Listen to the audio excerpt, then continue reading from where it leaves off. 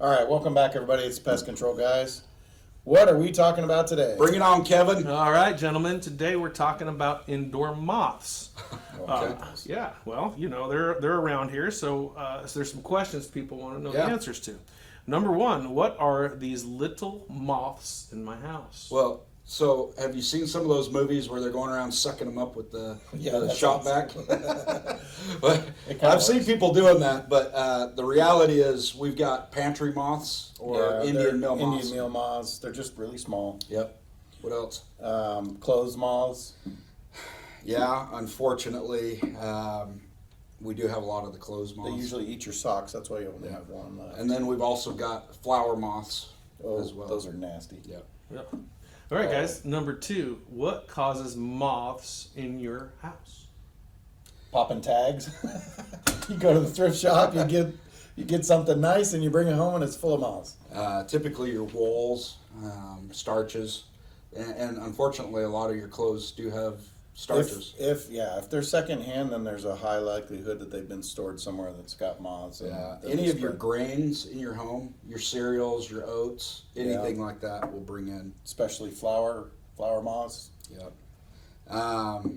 They're drawn to warm areas, just like any other bug. They need food and harborage. So if there's starches or stuff like that they can eat, then they're gonna come in, and they need moisture. And just like any outdoor moth, a lot of times they're drawn to light. Yeah, go to the light. So what you're saying is I should have my grains in a container. Not only in a container, but a sealed container. We don't own stock in Tupperware, but a sealed container. Those are always the best for everything. And it's easier to see if you do have the moths with those types of containers. Well, it's interesting to me that there's so many different types here. So, what causes moths in the bedroom? Well, serious question. No, yeah. I get it. We see them and we hear about it all the time.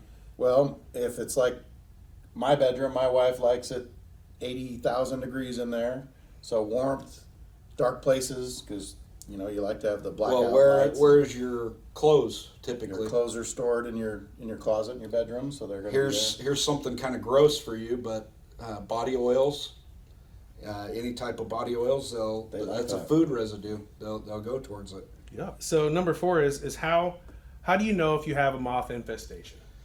You're going to see them, absolutely. Yeah, and they have they have silk furrows that they leave. It's kind of like webs for spiders, but it's moth. The first home I went to in Kansas City when we first started our company here, they actually said, hey, we're having some moth problems in the kitchen.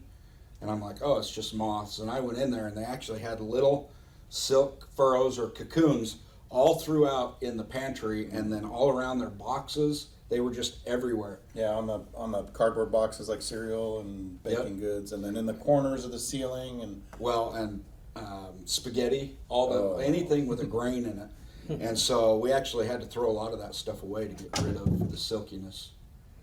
That sounds terrible. Well, and sometimes they'll chew through clothing, so if you've got holes or irregular holes in your clothing, sometimes... Well, that's where those holes came from. Yeah, well, a lot of times people say, hey, what could this be? Is it silverfish? Because silverfish will eat holes as well. They will. But you've got to look for those clothes moths as well. Yeah. They will eat through clothes. Well, that sounds disgusting. So number five is how do we get rid of these things? Let's keep them out of our house. What do we do? Well, there's not a lot of things that you can buy to do it yourself. The problem is, if you go to buy mothballs to try to get rid of your pantry moths, it's not going to work. You have to have the right products for the right pests. So. And you've got to get rid of the problem. So are you going to put your food in containers? Are you going to bag all your clothes? What are you going to do? So use the proper products with the proper professional. That way it's done right. Yep. Perfect. Well, thank you guys for taking time to speak with me today. That'll conclude our interview. So as always, if you have questions, you can call us. Call the office. Our office staff are phenomenal, and they can answer any questions that you guys have. Yep. Until next time, we'll see you.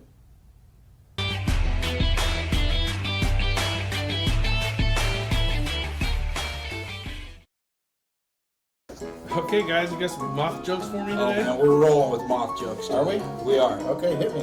Hey, what do you call a female moth that recently laid eggs? A mother. Hey Ryan. Yeah? How can you tell if a moth farts? I know how you can tell if I fart. No, how do you tell if a moth farts? Oh, I don't know. It flies straight from the lip. Why did the moth stick to the bride's face? Oh, I know this one. She was glowing. Glowing. Go to the light. Hey, what's a moth's favorite car? A Lamborghini. Lamborghini. Yeah, because they like those. Gotcha. That reminds me, what's a moth's favorite type of glasses? Lampshade. That one's dumb, man. Yeah, it is pretty dumb. Hey, why did the moth kill the other moth? He's a member of the Mothia. Please don't come kill me, Mom. Hey, what's the largest species of moth that we know of? You guys better know this one. The mammoth. They have tusks too.